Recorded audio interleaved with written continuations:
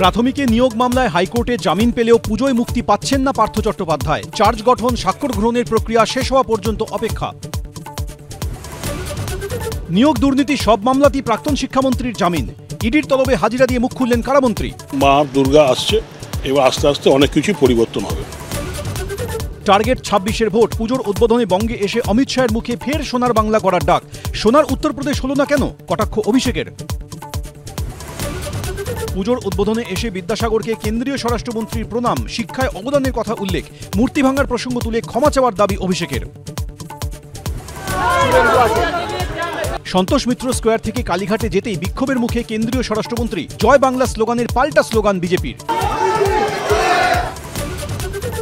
বাংলাদেশি তকমা দিয়ে পুশব্যাক, হাইকোর্টে জোর ধাক্কা কেন্দ্রের। 4 সপ্তাহের মধ্যে সোনালী বিবি সহ বীরভূমের 6 পরিযায়ী শ্রমিককে দেশে ফেরানোর নির্দেশ।